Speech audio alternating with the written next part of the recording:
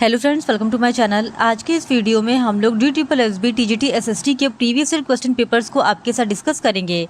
इससे पहले की वीडियोस में भी हमने DSSB TGT SST के प्रीवियस ईयर क्वेश्चन पेपर को आपके साथ डिस्कस किया है। अगर अभी तक आपने उन वीडियोज़ को नहीं देखा है तो उन वीडियोज़ का लिंक आपको डिस्क्रिप्शन बॉक्स में मिल जाएगा, आप उसे जाके देख सकते हैं। और आज का ये वीडियो DSSB TGT SST के PYQ सीरीज़ का पार्ट 4 है। तो पार्ट 3 का पहला क्वेश्चन है, भारतीय उष्णकटिबंधीय आर्द्र पर्णपाती वन के संबंध में निम्नलिखित में से कौन सा कथन सही है? पहला, औसत वार्षिक वर्षा 250 सेंटीमीटर से अधिक होती है। दूसरा, सागौन प्रमुख प्रजातियों में से एक है। तीसरा, वे प्रायद्वीप के उत्तर पूर्वी भागों में पाए जाते हैं। तो इस क्वेश्चन का सही जवाब है ऑप्शन डी, यानी दूसरा और तीसरा कथन सही है, जबकि पहला कथन गलत है। भारतीय उष्णकटिबंधीय आर्द्र पर्णपाती वन उन क्षेत्रों में पाए जाते हैं जहां वर्षा 100 से 200 सेंटीमीटर होती है। ये वन उत्तर पूर्वी राज्यों और हिमालय के गिरिपद, पश्चिमी घाट की पूर्वी ढालों और ओडिशा में पाए जाते हैं, जहां सागवान, साल, शीशम, हुर्रा, महुआ, आंवला, सेमल, कुसुम और चंदन आदि प्रजातियों के वृक्ष प्रमुखता से पाए जाते हैं। फिर क्वेश्चन नंबर 2, छोटा नागपुर पठार भारत के निम्नलिखित में से किस राज्य को अंतःस्तर नहीं करता है? तो इस क्वेश्चन का सही जवाब है ऑप्शन ए, मध्य प्रदेश। छोटा नागपुर पठार मध्य उच्च भूमि का भाग है जो पश्चिम बंगाल, झारखंड, छत्तीसगढ़, उड़ीसा तथा आंध्र प्रदेश के उत्तरी भागों तक फैला हुआ है। अतः इस पठार का विस्तार मध्य प्रदेश राज्य में नहीं पाया जाता है। फिर क्वेश्चन नंबर 3, भारत का कौन सा राज्य देश में कागज का तीसरा सबसे बड़ा उत्पादक है? तो इस क्वेश्चन का सही जवाब है ऑप्शन बी, पश्चिम बंगाल। भारत का पश्चिम बंगाल राज्य देश में कागज का तीसरा सबसे बड़ा उत्पादक है तथा महाराष्ट्र और आंध्र प्रदेश कागज उत्पादन में क्रमशः प्रथम और दूसरे स्थान पे हैं और भारत कागज उत्पादक देश में 10वें स्थान पर आता है। फिर क्वेश्चन नंबर 4, जेमू हिमनद भारत के किस राज्य में स्थित है? तो इस क्वेश्चन का सही जवाब है ऑप्शन बी, सिक्किम। जेमू हिमनद भारत के सिक्किम राज्य में स्थित है। यह पूर्वी भारत का सबसे बड़ा हिमनद है और इसकी लंबाई 26 किलोमीटर है। फिर क्वेश्चन नंबर 5, नागार्जुन सागर बांध किस नदी पर बनाया गया है? तो इस क्वेश्चन का सही जवाब है ऑप्शन डी, कृष्णा। नागार्जुन सागर बांध कृष्णा नदी पर तथा तेलंगाना राज्य की सीमा पर अवस्थित है। फिर क्वेश्चन नंबर 6, जवाहर सुरंग नामक एक सड़क सुरंग किस दर्रे के नीचे स्थित है? तो इस क्वेश्चन का सही जवाब है ऑप्शन सी, बनिहाल दर्रा। जवाहर सुरंग नामक एक सड़क सुरंग बनिहाल दर्रा के नीचे अवस्थित है, जो केंद्र शासित प्रदेश जम्मू कश्मीर के पीर पंजाल श्रेणी में है और इसकी लंबाई 2.85 किलोमीटर है। फिर क्वेश्चन नंबर 7, 2011 की जनगणना के अनुसार भारत में सबसे कम आबादी वाला राज्य कौन है? तो इस क्वेश्चन का सही जवाब है ऑप्शन बी, सिक्किम। 2011 की जनगणना के अनुसार भारत में सबसे कम आबादी वाला राज्य सिक्किम है, जिसकी कुल आबादी 6,10,577 है और यहाँ का लिंगानुपात 890 है। फिर क्वेश्चन नंबर 8, जनसंख्या वितरण की असमानता का विश्लेषण विभिन्न मानदंडों द्वारा किया जा सकता है। कुछ आधार डैश है। पहला, पर्यावास। दूसरा, सांद्रण का पैमाना। तीसरा, गोलार्ध।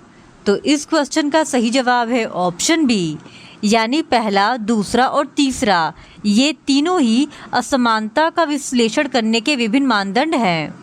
फिर क्वेश्चन नंबर 9, भारत में दूसरा सबसे महत्वपूर्ण प्रधान भोजन डैश है। तो इस क्वेश्चन का सही जवाब है ऑप्शन डी, गेहूँ। भारत में दूसरा सबसे महत्वपूर्ण प्रधान भोजन गेहूँ है तथा मुख्य आहार में चावल और गेहूँ शामिल किया जाता है। चावल भारत का पहला सबसे महत्वपूर्ण भोजन है। फिर क्वेश्चन नंबर 10, सुनामी का ऊर्जा प्रवाह डैश पर निर्भर है। पहला, तरंग की ऊंचाई और दूसरा, तरंग की गति। तो इस क्वेश्चन का सही जवाब है ऑप्शन बी, पहला एवं दूसरा दोनों, यानी सुनामी का ऊर्जा प्रवाह तरंग की ऊंचाई और तरंग की गति दोनों पर निर्भर करता है। फिर क्वेश्चन नंबर 11, निम्नलिखित में से किस देश में दुनिया का सबसे बड़ा रेल नेटवर्क है? तो इस क्वेश्चन का सही जवाब है ऑप्शन डी, संयुक्त राज्य अमेरिका। विश्व की सबसे बड़ी रेल नेटवर्क अमेरिका में पाई जाती है, जिसकी लंबाई 1,50,462 किलोमीटर है और इसके बाद रूस का स्थान है और फिर भारत का। फिर क्वेश्चन नंबर 12, मानचित्र पैमाने के संबंध में निम्नलिखित में से कौन सा कथन सही है? पहला कथन है, पैमाने का प्रतिनिधित्व करने की प्रतिनिधि भिन्न विधि माप की इकाई से पूरी तरह से स्वतंत्र है। और दूसरा कथन है, वर्नियर पैमाना और विकर्ण पैमाना मानचित्र पैमाने के प्रकार हैं। तो इस क्वेश्चन का सही जवाब है ऑप्शन सी, यानी पहला एवं दूसरा दोनों ही कथन मानचित्र पैमाने के संबंध में सही है। फिर क्वेश्चन नंबर 13, निम्नलिखित में से कौन सही सुमेलित है? पहला, स्वर्ण रेशा क्रांति जूट, दूसरा रजत रेशा क्रांति कपास और तीसरा पीली क्रांति तिलहन। तो इस क्वेश्चन का सही जवाब है ऑप्शन बी, यानी पहला, दूसरा एवं तीसरा तीनों ही सही रूप से सुमेलित है। फिर क्वेश्चन नंबर 14, भारत में राष्ट्रीय हरित राजमार्ग नीति डैश में शुरू की गई थी। तो इस क्वेश्चन का सही जवाब है ऑप्शन सी, 2015। भारत में राष्ट्रीय हरित राजमार्ग नीति 29 सितंबर 2015 में शुरू की गई थी। केंद्रीय सड़क परिवहन एवं राजमार्ग तथा जहाजरानी मंत्री नितिन गडकरी ने वृक्षारोपण, सौंदर्यीकरण और अनुरक्षण की राष्ट्रीय हरित राजमार्ग नीति 2015 में जारी किया। इस नीति में सड़क निर्माताओं के लिए कुल परियोजना लागत का 1% वृक्षारोपण निधि के रूप में निर्दिष्ट किया गया है। फिर क्वेश्चन नंबर 15, निम्नलिखित में से कौन आपदा न्यूनीकरण और प्रबंधन के घटक है? पहला, जोखिम विश्लेषण, दूसरा आलोचनीयता विश्लेषण और तीसरा खतरा विश्लेषण। तो इस क्वेश्चन का सही जवाब है ऑप्शन ए, पहला, दूसरा एवं तीसरा ये तीनों ही कथन सही है। फिर क्वेश्चन नंबर 16, कौन सी मिट्टी फेरिक ऑक्साइड की उपस्थिति से अपना रंग प्राप्त करती है? तो इस क्वेश्चन का सही जवाब है ऑप्शन बी, लाल मिट्टी। लाल मिट्टी फेरिक ऑक्साइड की उपस्थिति में अपना रंग प्राप्त करती है और लाल मिट्टी का विस्तार देश में लगभग 6.1 लाख वर्ग किलोमीटर क्षेत्रफल पर पाया जाता है और यह मृदा देश की द्वितीय विशालतम मृदा है। फिर क्वेश्चन नंबर 17, स्थानीय पवन क्षेत्र का निम्नलिखित में से कौन सा युग्म सही है? पहला, सांता एना जापान, दूसरा चिनूक अमेरिका, तीसरा फॉन स्विट्जरलैंड। तो इस क्वेश्चन का सही जवाब है ऑप्शन बी, यानी दूसरा और तीसरा सही है, जबकि जो पहला है सांता एना जापान ये गलत है, क्योंकि सांता एना स्थानीय पवन है कैलिफोर्निया का, न कि जापान का। फिर क्वेश्चन नंबर 18, निम्नलिखित में से कौन से संस्थागत कारक किसी क्षेत्र की कृषि को प्रभावित करते हैं? पहला, स्वामित्व और दूसरा भूमि काश्तकारी। तो इस क्वेश्चन का सही जवाब है ऑप्शन डी, यानी भूमि काश्तकारी और स्वामित्व ये दोनों ही संस्थागत कारक है जो किसी क्षेत्र की कृषि को प्रभावित करते हैं। फिर क्वेश्चन नंबर 19, औद्योगिक अवस्थिति के न्यूनतम लागत सिद्धांत के विकास के संबंध में निम्नलिखित में से कौन सी धारणा सही है? पहला, कच्चा माल कुछ ही स्थानों पर होता है, दूसरा श्रम आपूर्ति स्थिर है और तीसरा बाजार केवल विशिष्ट स्थानों पर मौजूद है। तो इस क्वेश्चन का सही जवाब है ऑप्शन सी, पहला, दूसरा एवं तीसरा ये तीनों ही कथन सही है। फिर क्वेश्चन नंबर 20, बाढ़ से बचाव के उपाय के रूप में भवन का निर्माण समुद्र तट से न्यूनतम डैश दूर होना चाहिए। तो इस क्वेश्चन का सही जवाब है ऑप्शन बी, 250 मीटर। बाढ़ के बचाव के उपाय के रूप में भवन का निर्माण समुद्र तट से न्यूनतम 250 मीटर दूर होना चाहिए और वर्ष 1976 में राष्ट्रीय बाढ़ नियंत्रण आयोग की स्थापना भारत में की गई थी। फिर अब हम लोग नेक्स्ट पार्ट यानी पार्ट 4 में जितने भी क्वेश्चन पूछे गए थे उनका डिस्कशन करेंगे।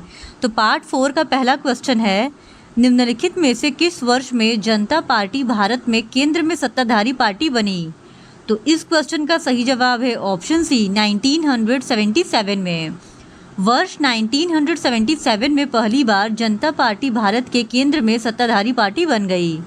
फिर क्वेश्चन नंबर 2, निम्नलिखित में से कौन सा मुद्रा आपूर्ति समय वृहद मुद्रा को व्यक्त करता है? तो इस क्वेश्चन का सही जवाब है ऑप्शन ए M3 एवं M4। M3 एवं M4 मुद्रा की व्यापक धारणाएं हैं। M4 M3 से व्यापक है। M4 में M3 के अतिरिक्त डाक खानों की जमाओं को भी शामिल किया जाता है।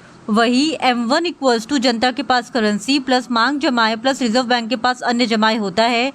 M2 equals to M1 plus post office की कुल जमाएं होता है। M3 equals to M1 plus व्यापारिक बैंकों की निवल सावधि जमाएं होता है। फिर क्वेश्चन नंबर 3, भारतीय संविधान का कौन सा अनुच्छेद राज्यपाल के कार्यकाल की अवधि से संबंधित है? तो इस क्वेश्चन का सही जवाब है ऑप्शन ए 156। अनुच्छेद 156 का संबंध राज्यपाल के कार्यकाल से संबंधित है।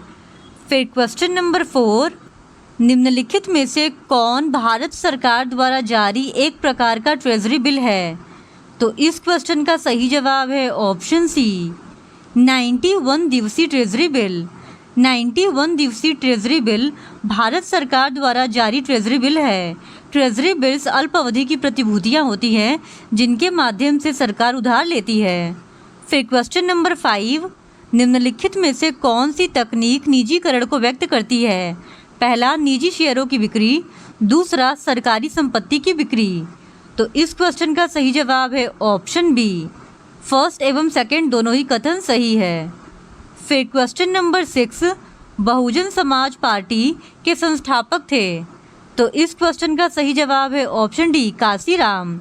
बहुजन समाजवादी पार्टी के संस्थापक काशीराम थे और ये पार्टी भारत में एक राष्ट्रीय राजनीतिक पार्टी है। इसका गठन काशीराम द्वारा 14 अप्रैल 1984 ईस्वी को डॉक्टर भीमराव अंबेडकर की जयंती पर किया गया था। फिर क्वेश्चन नंबर 7, भारतीय संविधान की समवर्ती सूची में 1 से डैश तक अंक वाले विषय शामिल हैं। तो इस क्वेश्चन का सही जवाब है ऑप्शन ए 47। भारतीय संविधान की समवर्ती सूची में उन विषयों को शामिल किया गया है जिन पर राज्य और केंद्र दोनों कानून बना सकते हैं। भारतीय संविधान की समवर्ती सूची में 47 विषय है, लेकिन 42वें संविधान संशोधन 1976 के बाद विषयों की संख्या बढ़कर 52 हो गई है और समवर्ती सूची का विचार ऑस्ट्रेलिया के संविधान से लिया गया है। फिर क्वेश्चन नंबर 8, निम्नलिखित में से कौन सी वस्तु भारतीय संविधान की समवर्ती सूची का हिस्सा है? तो इस क्वेश्चन का सही जवाब है ऑप्शन ए, विवाह और तलाक। वर्तमान में समवर्ती सूची में 52 विषय है। विवाह और तलाक समवर्ती सूची का विषय है। इसके अलावा शिक्षा, वन, नापतौल, वन्य जीवों एवं पक्षियों का संरक्षण, न्याय का प्रशासन आदि विषय समवर्ती सूची में आते हैं। पशुपालन राज्य सूची का विषय है, जबकि सशस्त्र बल व नागरिकता संघ सूची का विषय है।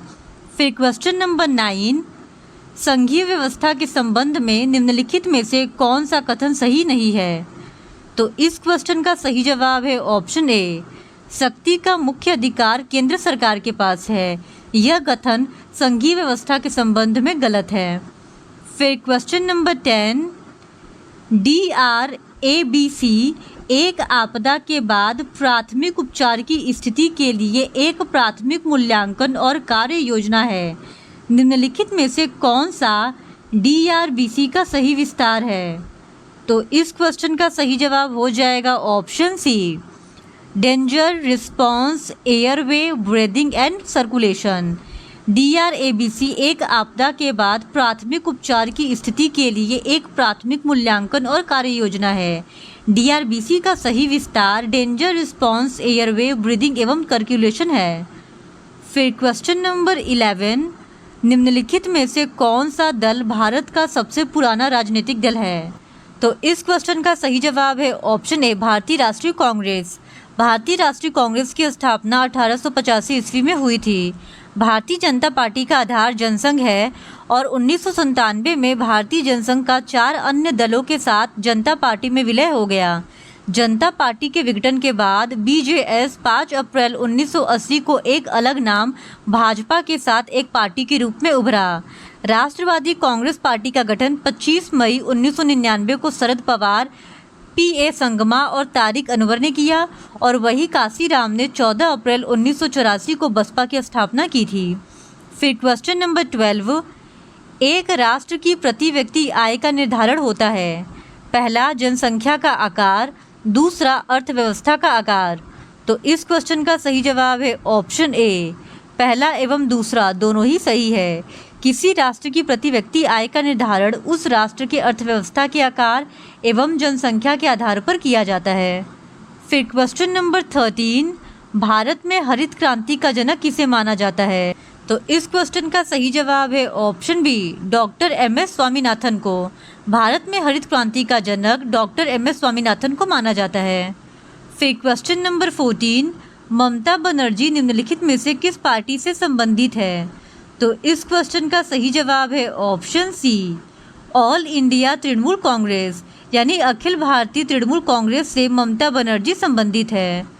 फिर क्वेश्चन नंबर 15, निम्नलिखित में से कौन सा युग्म राजनीतिक प्रतीक का सही है? पहला अखिल भारतीय तृणमूल कांग्रेस फूल और घास, दूसरा भारतीय साम्यवादी दल चश्मा।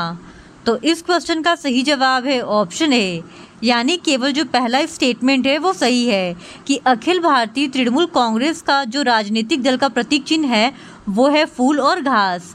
जबकि अगर बात करें भारतीय साम्यवादी दल का, तो इसका राजनीतिक जो प्रतीक चिन्ह है वो है हथौड़ा, हंसिया और तारा। फिर क्वेश्चन नंबर 16, निम्नलिखित में से कौन सा उपकरण भारत में मौद्रिक नीति का नहीं है? तो इस क्वेश्चन का सही जवाब है option C, call money rate. मौद्रिक नीति में कॉल मनी रेट भारत में शामिल नहीं किया जाता है, जबकि bank rate, reverse repo rate और लिक्विडिटी एडजस्टमेंट फैसिलिटी, इन तीनों को ही भारत की मौद्रिक नीति में शामिल किया जाता है। और मौद्रिक नीति से तात्पर्य केंद्रीय बैंक की उस नीति से है जो मुद्रा आपूर्ति और ब्याज दर के प्रबंधन के लिए अपने नियंत्रण में मौद्रिक साधनों के उपयोग के संबंध में मुद्रास्फीति, विकास आदि जैसे व्यापक आर्थिक उद्देश्यों को प्राप्त करने के लिए करती है। फिर क्वेश्चन नंबर 17, लोकतंत्र की अवधारणा के संबंध में निम्नलिखित में से कौन सा कथन सही नहीं है?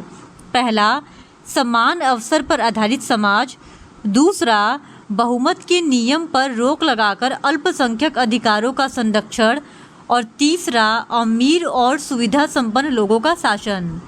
तो इस क्वेश्चन का सही जवाब है ऑप्शन डी, केवल तीसरा, यानी लोकतंत्र की अवधारणा के संबंध में केवल तीसरा कथन सही नहीं है जो ये कहता है कि अमीर और सुविधा संपन्न लोगों का शासन होता है लोकतंत्र में। फिर क्वेश्चन नंबर 18, डैश गिनी गुणांक मापता है? तो इस क्वेश्चन का सही जवाब है option A, distribution of income. Gini गुणांक डिस्ट्रीब्यूशन ऑफ इनकम को नापता है और ये बताता है कि किसी भी देश में आय की कितनी असमानता है। फिर क्वेश्चन नंबर 19, मात्रात्मक प्रतिबंध आयात और निर्यात को प्रतिबंधित करने के महत्वपूर्ण साधन है। निम्नलिखित में से कौन सा आयात कोटा का एक प्रकार है? पहला एक तरफा कोटा, दूसरा आय कोटा, तीसरा मिश्रण कोटा और चौथा टैरिफ कोटा। तो इस क्वेश्चन का सही जवाब है ऑप्शन ए, यानी पहला, तीसरा और चौथा, ये तीनों ही आयात कोटा का एक प्रकार है, जबकि आय कोटा आयात कोटा का एक प्रकार नहीं है। फिर क्वेश्चन नंबर 20, एक गैर निष्पादित परिसंपत्ति एनपीए एक ऋण या अग्रिम है जहां पहला छोटी अवधि की फसलों के लिए मूलधन की किस्त या उस पर ब्याज 2 फसली मौसमों के लिए अतिदेय रहता है, दूसरा बिल खरीदे और भुनाए जाने के मामले में बिल 90 दिनों से अधिक की अवधि के लिए अतिदेय रहता है। तो इस क्वेश्चन का सही जवाब है ऑप्शन डी, पहला एवं दूसरा दोनों ही सही है। अब पार्ट 5 में पूछे गए क्वेश्चंस का डिस्कशन हम लोग करेंगे।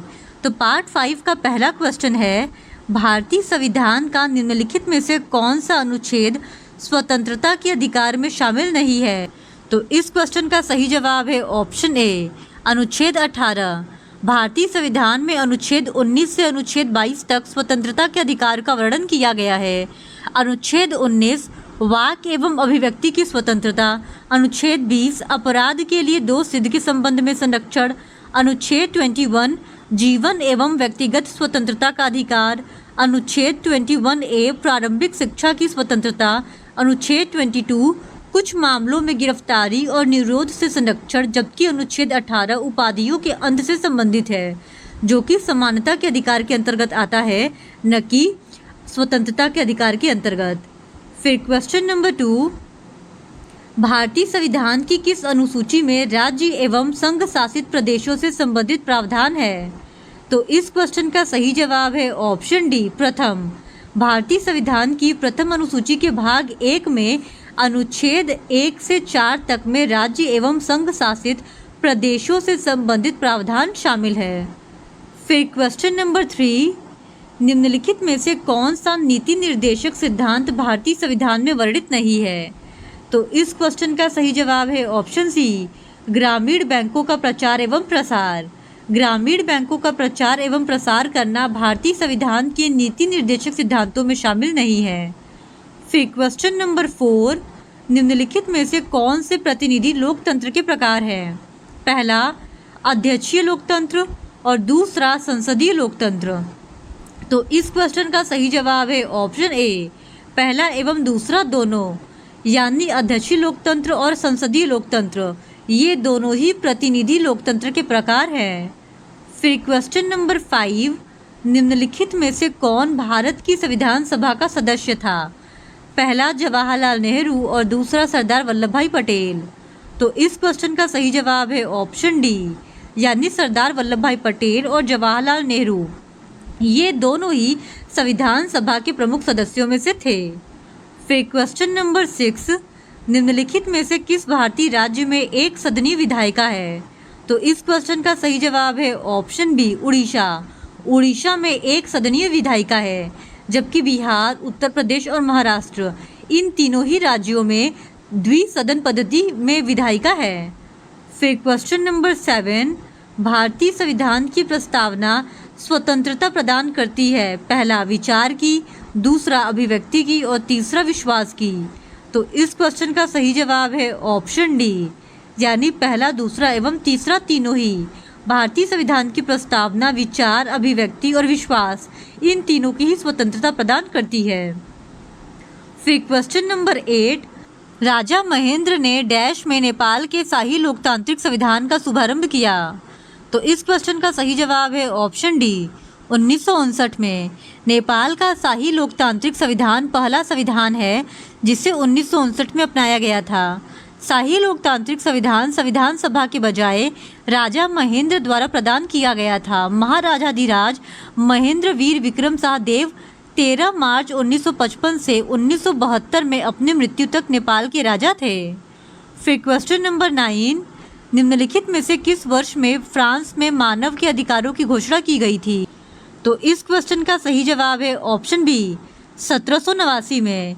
1789 में फ्रांस में मानव के अधिकारों की घोषणा की गई थी। फिर क्वेश्चन नंबर 10, बोलीविया के जल युद्ध का प्रमुख कारण था। पहला, बोलीविया की सरकार ने कोंचबम्बा शहर में जल आपूर्ति का अधिकार एक बहुराष्ट्रीय कंपनी को दे दिया था। दूसरा, अनेक लोगों का पानी का मासिक बिल 1000 रुपये आने लगा, जबकि लोगों की औसत आमदनी 5000 रुपये महीने थी। तो इस क्वेश्चन का सही जवाब है ऑप्शन सी, यानी पहला एवं दूसरा दोनों ही कथन सही है। तो आज के इस वीडियो में हमने DSSB TGT SST के एक और प्रीवियस ईयर पेपर को आपके साथ डिस्कस कर लिया है। नेक्स्ट वीडियो में हम लोग DSSB TGT SST के एक और प्रीवियस ईयर क्वेश्चन पेपर को आपके साथ डिस्कस करेंगे। और अगर आप इसी तरह और भी प्रीवियस ईयर क्वेश्चन पेपर्स को देखना चाहते हैं तो please do subscribe to my channel and like this video. Thank you very much.